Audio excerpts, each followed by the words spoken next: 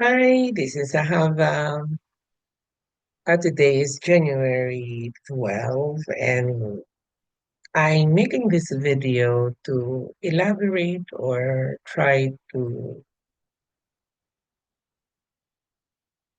explain in so many ways what I wrote last week regarding a person and any similar person. I've already touched on this. My coming to Israel, the events in Israel. But before that, I would like to qualify that most of what I'm sharing are events that is based on how I've appreciated them. And others may have their own different appreciation, which I would not be able to know, one. And second, uh, be the same as or guarantee the similarity to what I'm sharing. I just wanted to qualify everything. But based on how I perceive, appreciated, and experience the events, that's how it was. So now, to begin with, like in my letter, I mentioned the events in Israel. I mentioned my journey there, the very purpose of me going there. In February 2004, I was in Abu Ghosh, and it was February towards the end because I came to Israel. I left the United States on the 14th, so most likely I arrived in Israel around the 16th or 15th, somewhere there. And my trip or the tour group that I was with, I think lasted 2 weeks. So if I'm not mistaken, it was around February, towards the end of February or first week of March. So if my memory serves me correctly, the event took place around towards the end of February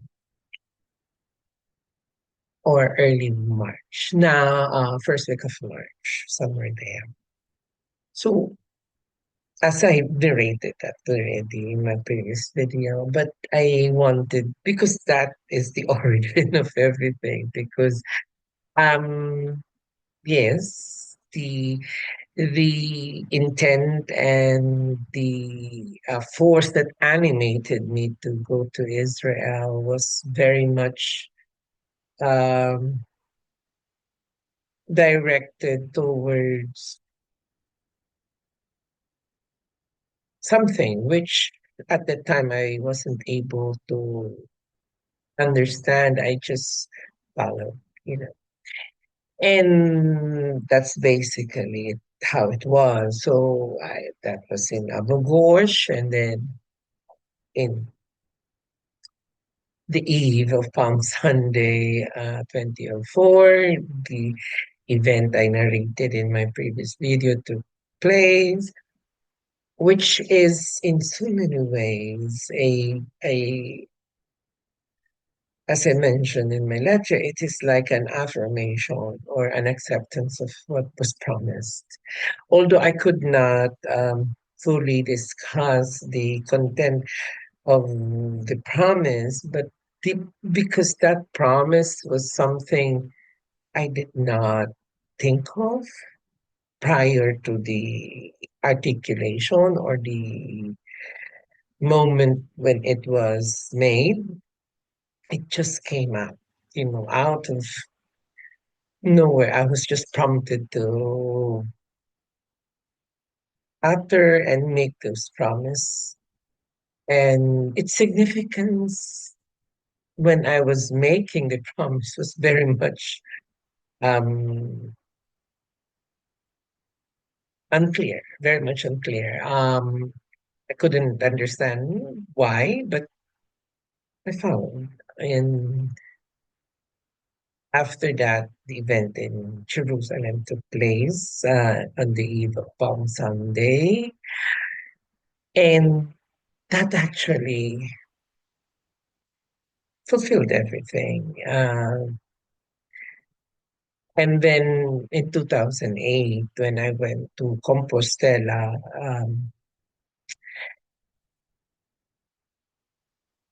in all honesty, I mentioned this in my video before. Compostela was strategically located between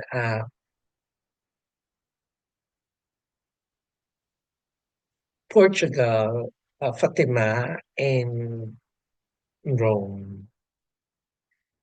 And I was making, there was, that's why it's very unique. There was really a force, or the events that happened was, there was not, to say it correctly, there was no conscious effort to visit Compostela. It was in so many ways as an unseen hand was making me go there, because from Rome, the there, I think, because I was using this budget airline at that time, the if I'm not mistaken, there was no direct flight, or it's very expensive. I cannot recall the reason, but the reason why I went to Compostela is because of, not because I was very much conscious of anything. Everything about Compostela came to be, to my knowledge, more or less after the fact, after the visit. It's not something that I knew about it. Yes, I knew that the history about the place on a very superficial level, but not to the extent that I was really drawn, like in Israel, that there was this forest. And in a way, that's why it's like a force that was drawing me to it. And the events played out for me to be there. That's what I'm trying to say. Mm. And the event was very much, as I mentioned in my prior video, it was a very mystical and unexplainable event. As if the entire place was recognizing or making me or blessing me in so many ways. That's how I felt and how the experience was. As to the reality of the events, I leave that to the Lord, who in so many ways I attribute my being there to his hand. Now, although I touched on this on my prior video, the after the event, um, and visiting Rome in 2008 and in 2009, okay, I came back in so many.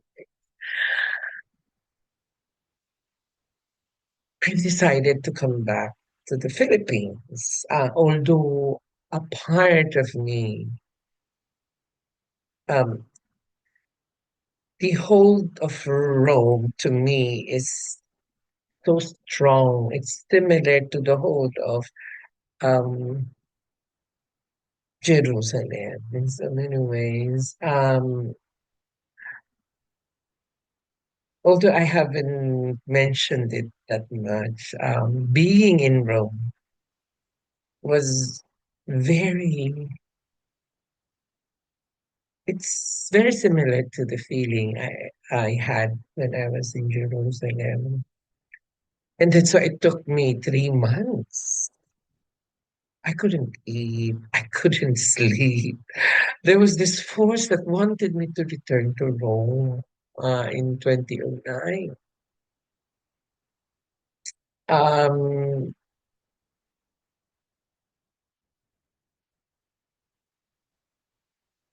it wanted me. There was this part of me that wanted to return to Rome and to stay there, because I feel so. If you, if you could, the experience can be described in a more simple way. It's intoxicating, you know, being there because I feel each time because it's similar to Jerusalem. There are a lot of religious praise that comes that in so many ways, there's a part of me that's activated and very much strong in so many ways. And I clearly remember my encounter with Father Peter. I mentioned this already in my previous video with Father Casimiro.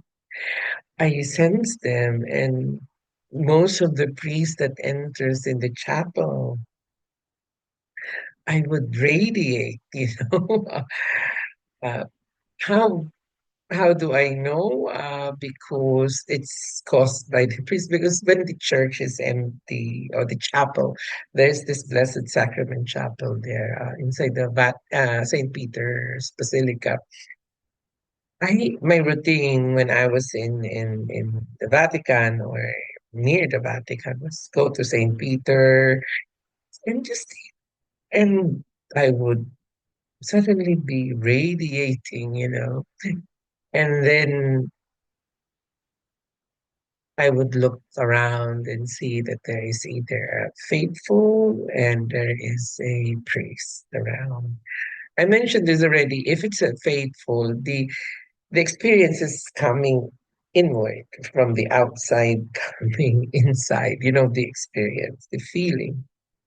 And that's why I know it's either a nun, a religious, or faithful who is very much praying so intently, that it caused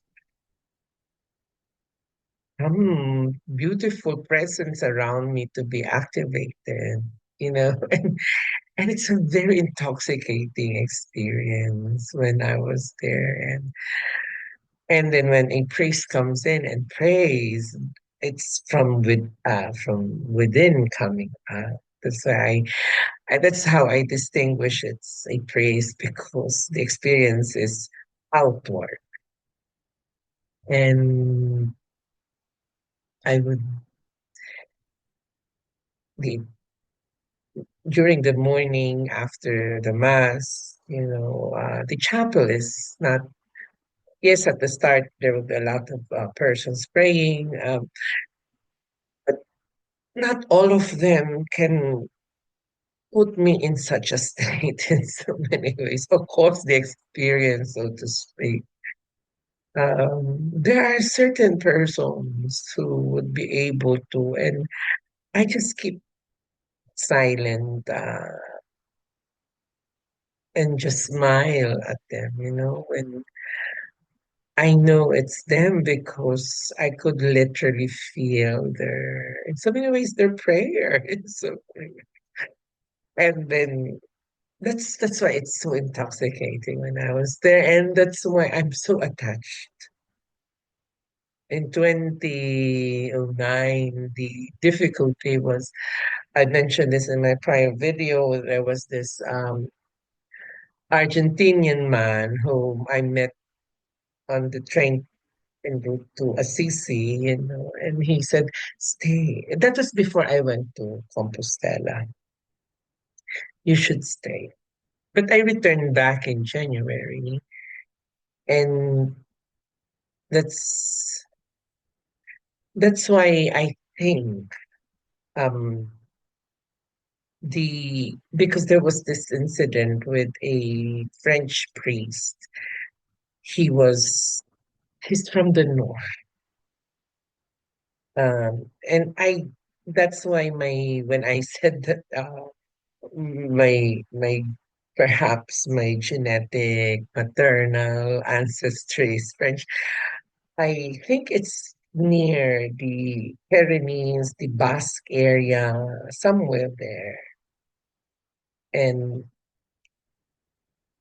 because the Basque is actually covering Spain, the the country Spain now, but before it was some part of it, of the Basque area is part of France. And this priest who I met during a mass, and I think it was one in one of the altars there.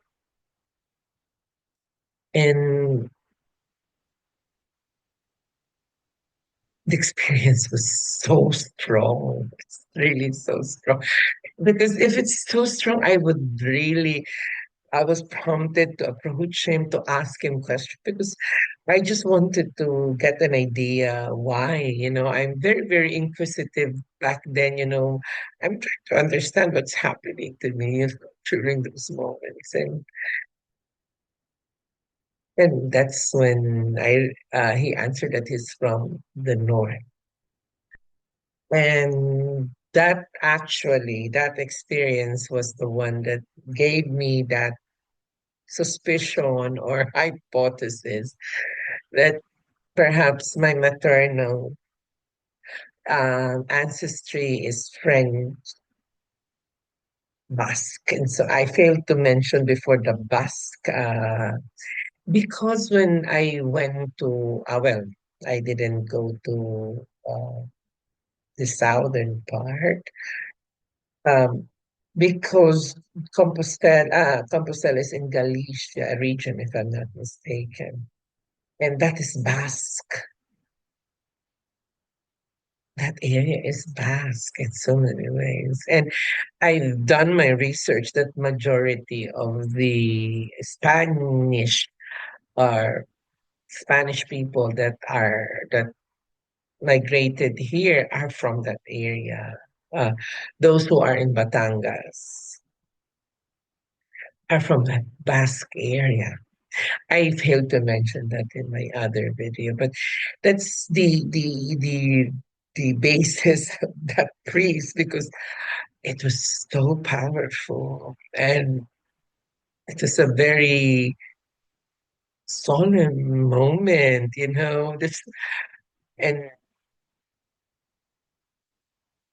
I think I do not know what's happening to the priest when I'm experiencing it. What I can say is what's happening to me. Back then it was so strong. And that's the rationale behind all that. Why did I say that my maternal, because my grandmother came from Batangas, and my research, most of the Spanish migrants there are from the Basque area, majority of them.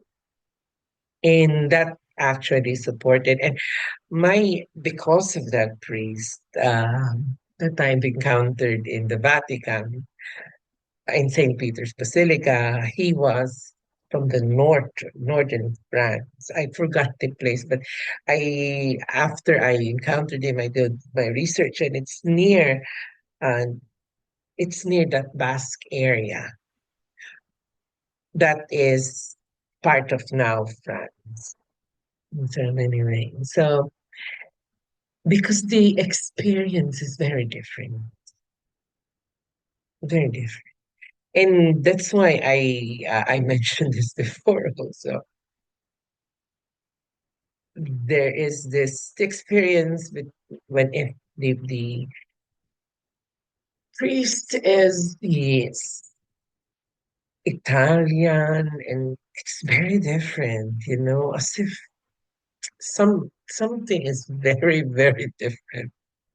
And that's why I'm able to distinguish back then. I'm discussing this because I've discussed this already in my prior video. So that's the context of that. And although I cannot fully discuss the reason, I encountered this person of the church in 2009 also.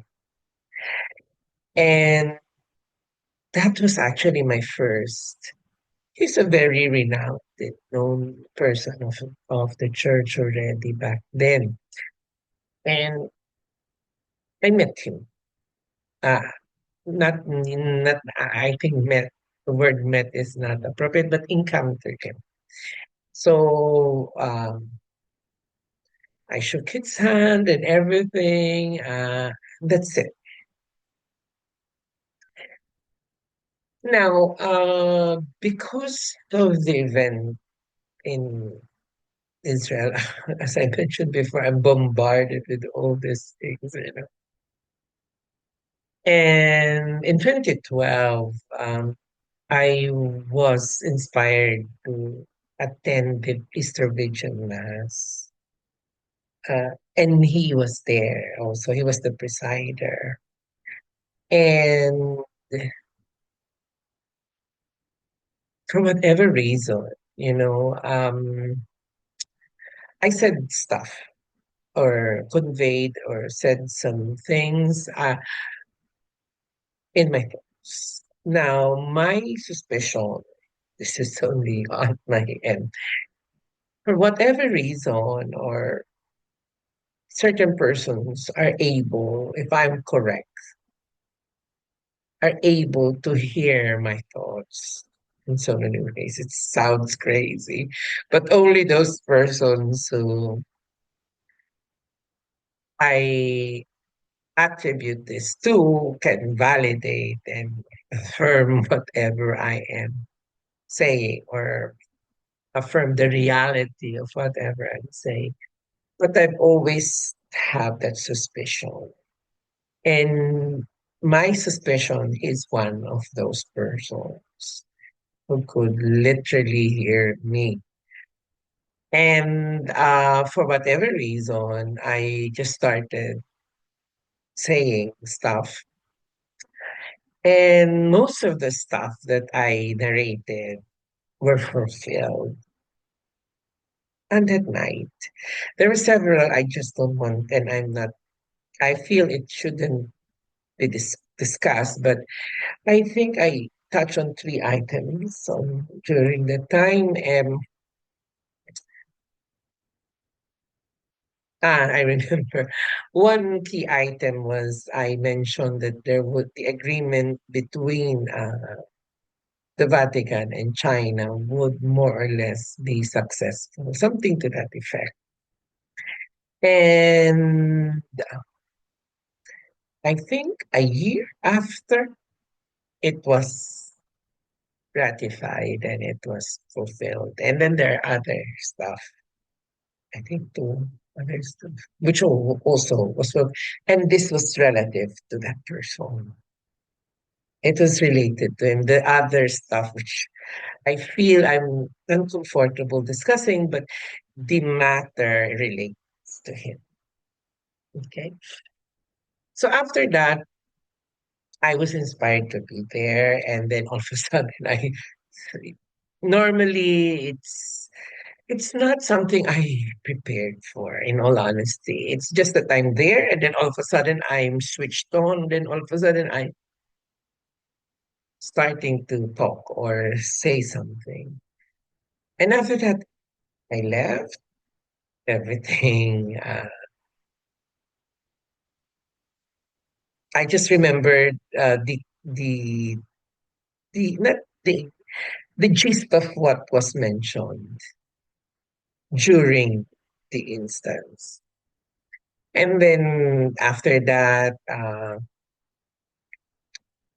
can't recall if the death of Cardinal Santos came before that or after. Well, I have to check the dates. But what was very much going back then, this is the time when I was inspired to read about exorcism, and this was the my travel to that place where what which I narrated to my students, the taxi driver that was like uh going berserk, because immediately before going there, I prayed and burned incense. So my entire body was more or less very much um in so many ways covered by incense. And then I immediately took the taxi, and then the taxi driver, after we passed, I think there was this place there. I started to, like like a snake of some sort, and it was air conditioned, and his body was so hot, you know. I could literally feel, and I remember the text in Father Sikia's book regarding it, and then I just prayed, and then I because it's either he was sleepy, but if you're sleepy, you go like that, but you don't twist your body like So I think because of the exposure of the because I'm very much activated at the time because I just finished praying. And then I sat beside him and he was activated in so many ways. And then I just wanted to put context in it. That is the event. So the event, and when I went to that place, then that's the place where the person of which the person I'm referring to seems the presider. So after that, nothing. Then after a year, I think, or several months after, news came out, which more or less fulfilled the whatever I was inspired to say at the time. And then most of the stuff I mentioned is personal to him. Now, in 2012, that was the time I was inspired to go to Guimaras because my intention going to Guimaras, as I mentioned before, was to imprison myself in so many ways. And because it was a very logical decision, because it's very difficult to be able to manage um, the things that was happening, and my inclination and my prayer back then was, what do I do? And um, I know I should return to Jerusalem because I've always, that's why my in Facebook, my address is Jerusalem, or Israel, because I've always recognized that my place is there in so many ways. And I've already touched on this.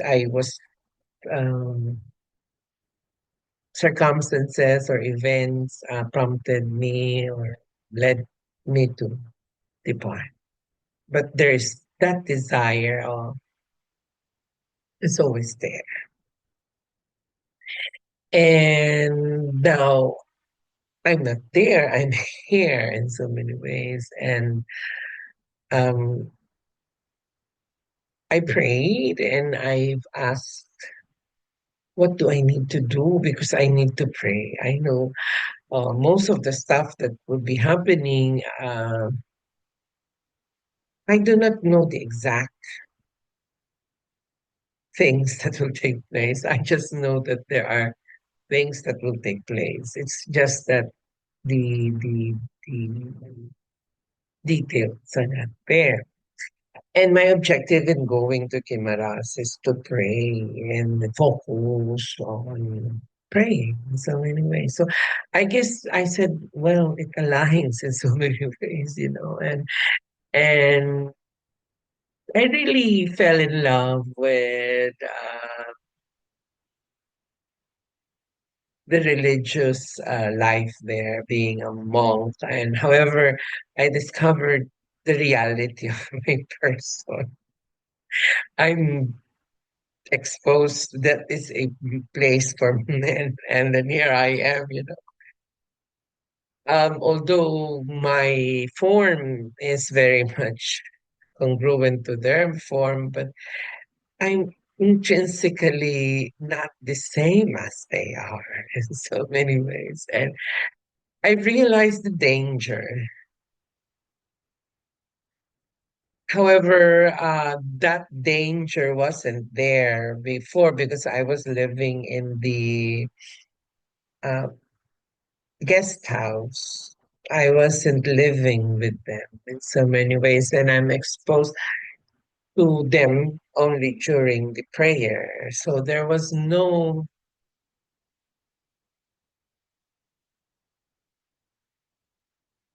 um the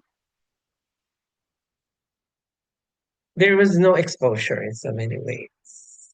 And when I'm joining them, I'm just outside. I'm within the choir.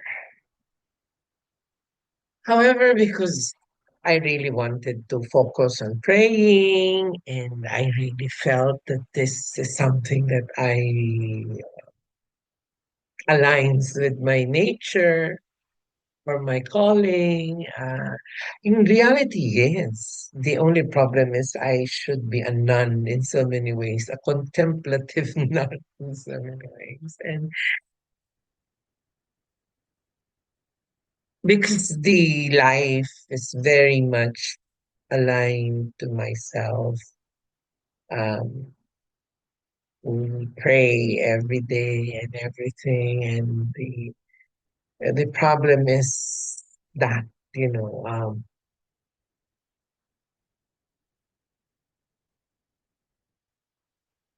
and this is the context of the first item I mentioned there.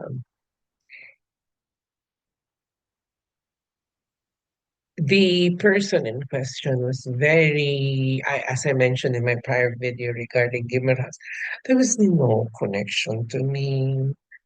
I'm not me liking the person was not there. It took place only in September. It's like a love spell that was cast upon me because I was very much aware of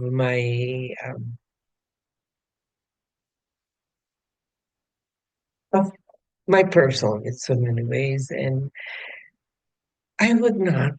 And my purpose there is not, you know, to be involved with someone, or to find someone. Then why go there?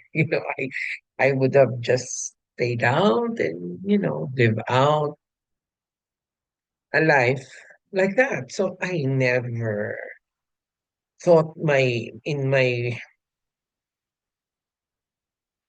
mind that that would be happening when I went there. So that there would be like a connection with someone, and that is the context of the first one. That's why if he would not be there, that person, the person that caused everything, messed everything, because in all honesty, I was okay with the brothers and so many. I just don't know if they're okay with it because well, based on how or what they've showed me, I sense that there was not, there was, I felt that they're okay. And the person in question was not a brother. He was also a candidate to become a monk at the time, you know. And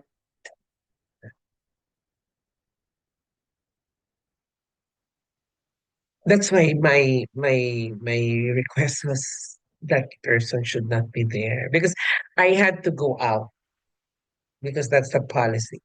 You have to go back home after your aspirancy and then a month vacation, and after that it's your postulancy.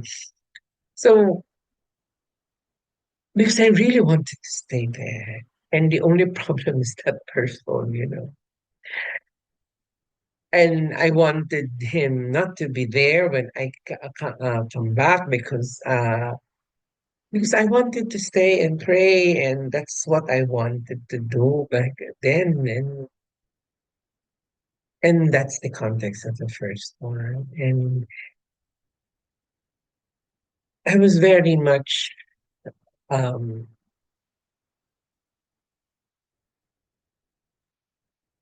determined in so many ways because I saw the danger and the danger that it may pose. So that was the first one. The person I mentioned, whom I was with in the Easter Vigil Mass in 2012, in so many ways circumvented or overruled me in so many ways because I was very much clear that if this person, the party, is not there, then there's no issue, there's no problem. And I would be there. And if I was if my request was heeded or granted, I think I would not be here, you know, talking, making this video. I will be there, and I would now be 10 years there already. I would have been a professed monk already, and I would not be here because I really was very much at peace there. But this person messed it up, and I saw it already ahead of time, and that's why I requested that that person shouldn't be there when I come back. Lo and behold, he was there, and that created a problem. And eventually, you know, and I'm happy for him. You know, I haven't seen him since then, and one of he was also a novice back then. Mentioned to me way back in a year after 2013, 14, I think, that he's getting married. And I said, well, I'm happy, you know, that he is getting married. And I didn't expect that I would be attached to someone because that was not my purpose in going there. But I guess because the person in question, I sense that he really cared. And that's one thing. That's why I saw the danger because I may not be, shall we say, mutually expressing the same concern towards him, especially at the start, you know. But it was now looking back, I see stuff that I, but his actions was very much towards concern. And he was really caring, and had I my decision was really to stay there. And had he not messed it up, I would have been there for 10 years. Now, I think I'm going on my 11th year. If I wouldn't be. And that's why I saw that. And that's why I made that request. That person shouldn't be there when I come back because I know he would mess up everything. True enough, he really messed up everything. And that's the first one. Now, because of my experience there, this obviously I had to leave the uh, monastery. My parents, my dad, my mom was already resigned to the fact that I would be there and I would live my life there until, kingdom come, So it was a very difficult moment for me because I had to leave. That's why I mentioned it was such an ordeal.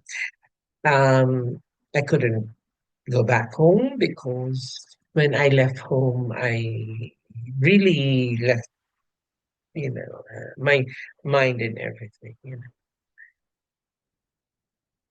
So,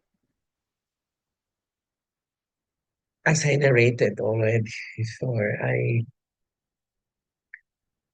then met my the person in question, the second one. There was because I think I mentioned this already. The Jose, I think I mentioned his name before. He was a very. I just felt so safe. I mentioned this already before.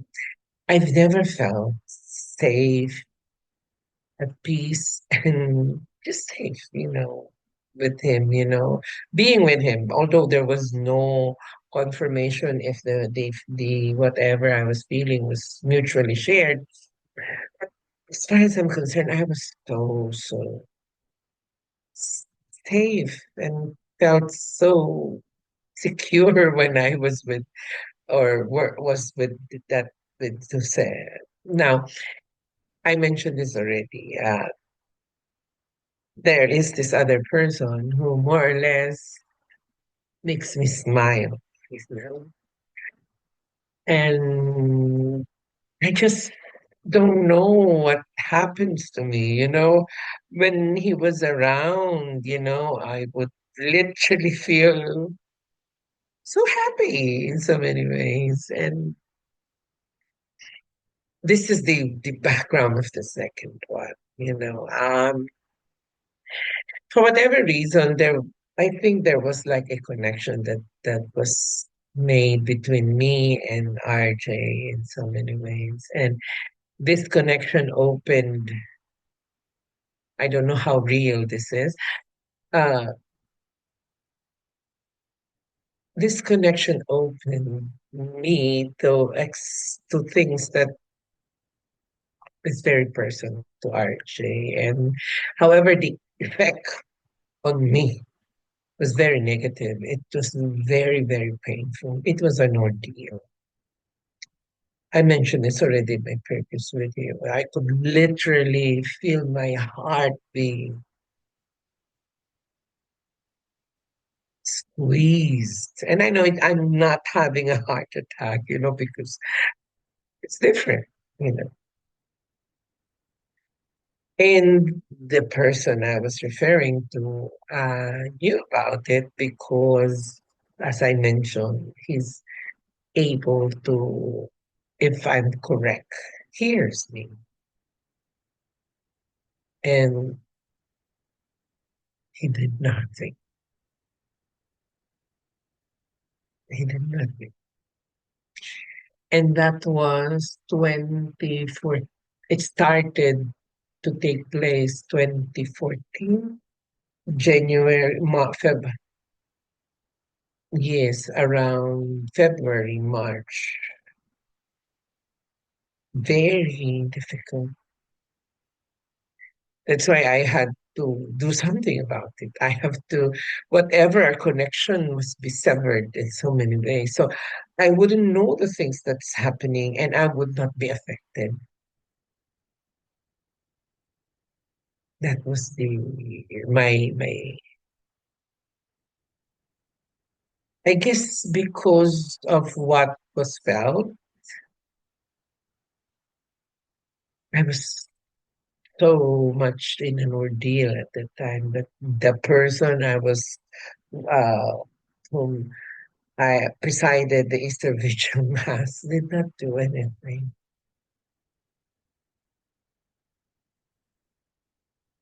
Nada. Then the third one was the in 2019.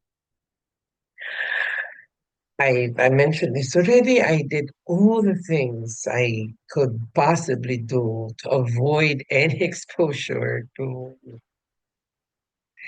because of the events in Guimarães. However, and now it's multiple. There are a lot of persons who are in so many ways connected to me. And my suspicion and hypothesis is because I did not want to go and leave, but my decision was to leave the place because um, I followed my what I did in the with the RJ in so many ways. Go back to San Pablo, and in so many ways, after going back, being preoccupied by work and everything, in so many ways, it helped me. But with these persons, it's not. I already narrated this before. My suspicion is that because of the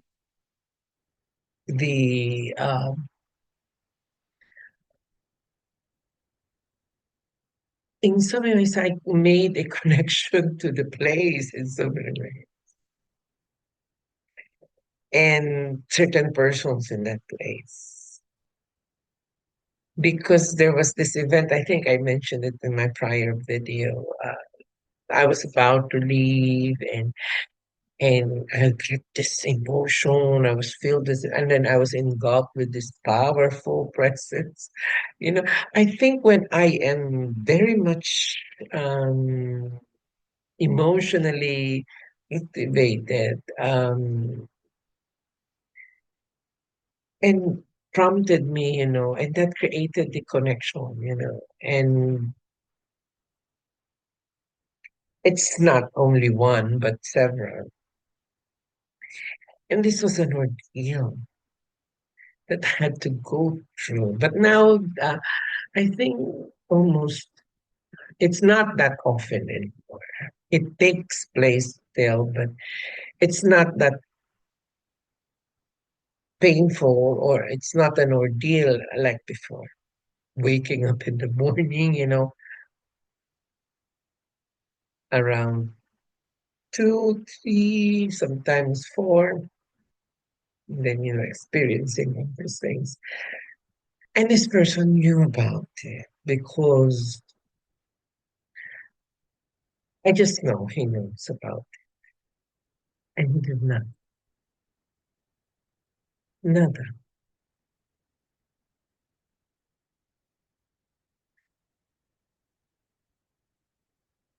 So that's the third. The last one was the one, you know. I already shared this. It's related to June 2022. Um, as early as 2020, March. I've already, in so many ways, communicated that there is an event, danger, an attack. I just felt, and it was made conscious to me that there would be. And the reason why it did not happen is because of the pandemic. And my purpose in going, although I do not broadcast it, obviously, because when things are made known to me, I act on it, not for the sake of attracting or being affirmed or validated by people. I don't need validation. Um, unlike people who are very much concerned that they wanted their actions to be broadcast and to be known. Mine, I rather keep it to myself because my policy is that to be unknown in so many ways and just to work and do what I'm asked to do. And if I can, I do it. If I cannot, and this is one instance. And it was a very, very, and in order for me to mask because it's not, I learned how to mask because as I mentioned, I have suspicion that certain personalities can hear my thoughts. And if I would be dwelling on this, then I might either influence them or influence them to act in a manner that is not expected, or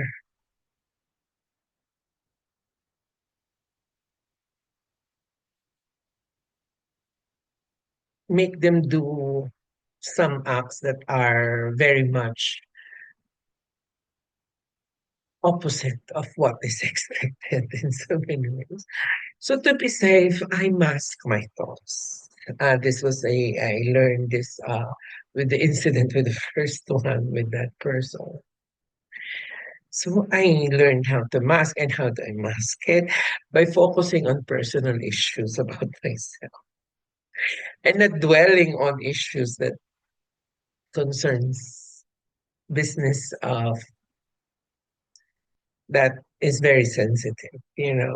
So my focus is always on myself, my feelings and everything. So I that's how I to keep my mind busy so I would not focus on events that may I know would happen, but I do not want other people to know about it so that I have assurance that I did not in any way involve myself in it's either happening or not happening in so many ways. So that's how I do it. So, and my what I use is obviously is my feelings about a certain person, and that's bombarding me in my mind. So that kept me very much preoccupied. And then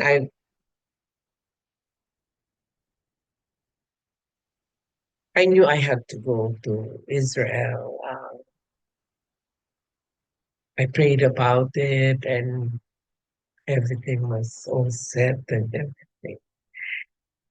And I still remember that moment,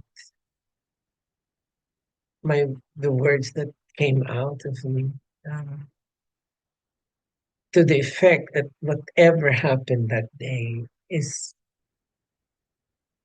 whoever did not extend assistance towards me, who are in a position to be able to assist me, whatever happened or whatever will happen after is on their hands. That's basically what I blurted out during that time because my purpose there is to prevent that which is taking place, because I try to communicate or convey this to certain persons who are there. However, because of its sensitivity,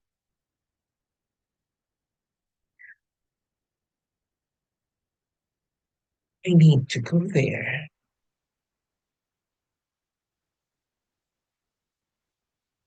And that is the last. And lo and behold, the attack happened on October 7th.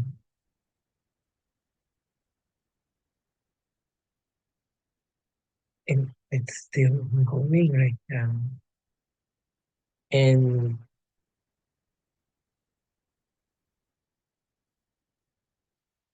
that's why it was very, very emotional for me, is because I was there already.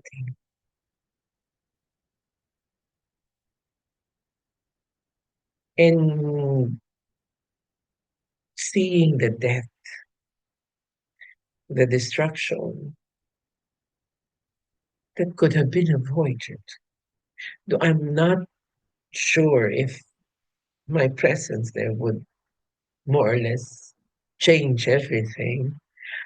But a part of me knows, had I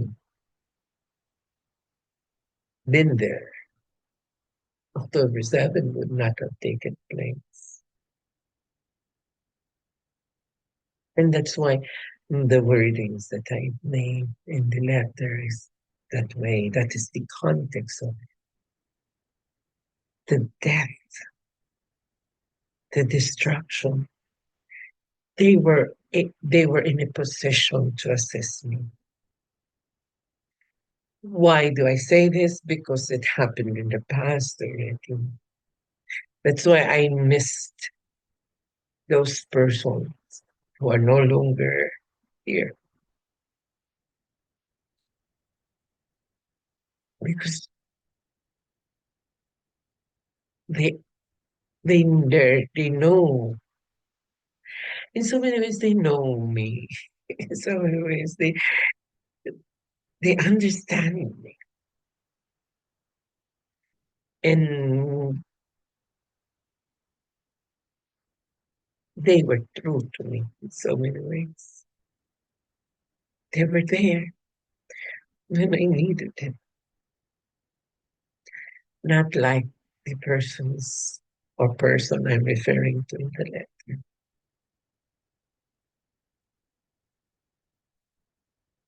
It is in moments like that that I miss persons who I could not mention, but who were true to me,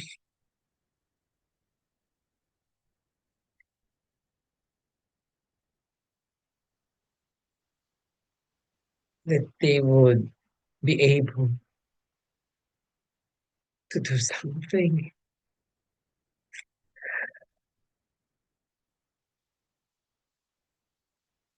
That's why I made another note regarding another person who's the the reason why it's painful is because I treat them very close to me. So anyway, although I do not know them in person or have cultivated a close relationship with them, no. I just went to where they are, did my thing, and then just go in so many ways. That's actually my plan in 2022, because that's how my modus operandi is in everything that I do. It's that's I don't stay around after, and that's why it's in moments like that I miss, or I realize how true those who've come before, because I need not to ask. They were there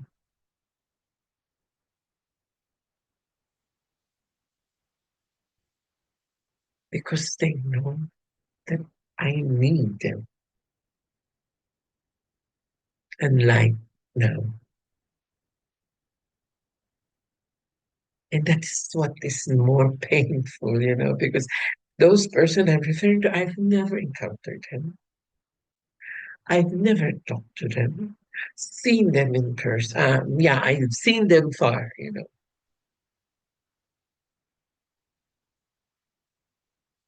And yet, as if they could hear me, you know, and they know that I need help, which is the opposite of what happened.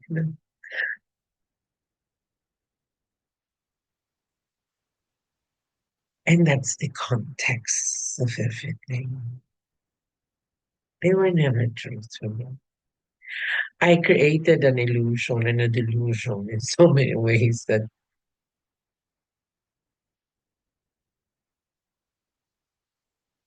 they were never true to me. And that's why the last paragraph is like that. They were never true. And that's why I miss certain persons I've met who, out of their poverty, out of their nothingness, they would extend assistance to me. And here you are. Here are these persons I'm referring to. But none came from them.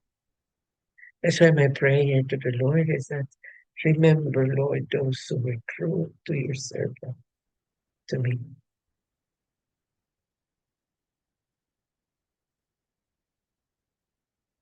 Those persons who, out of their poverty, out of their nothingness, they extended assistance. And that's why, even if I've not encountered them or met them, I pray each time since the Sunday last week that they be remembered in these dark times because they are those who are truly true. They don't need possession. It is their nature. And that's why I learned and realized that that's my thing. I bring out only that which is. I cannot take anything or give anything. I am but a light that reveals only that which is.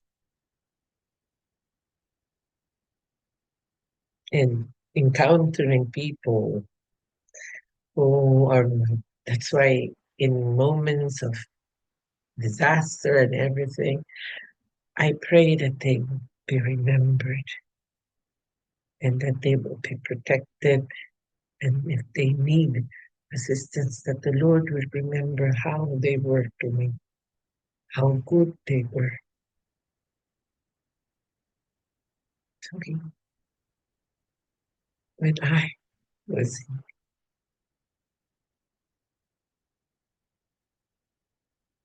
they did not beg, they just assisted. And that is one thing remarkable about the people that the Lord brought me to know. And that's why I know that they know Him. It is because of what was shown to me. And that's why that's the context of the truthfulness of those. And I guess those who have gone before, whose faces I recall in my mind sometimes when I pray, thanking them.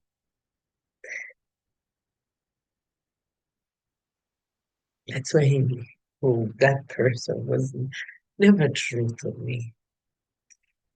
I guess because I was very much preoccupied by a certain aspiration that I failed to see that he was never true to me. He was true to himself. That, and for that reason, I enjoined all those to know who I am, to do the things that is necessary, that this person should not be elevated or promoted to a higher position because he was never true to me. There was no instance.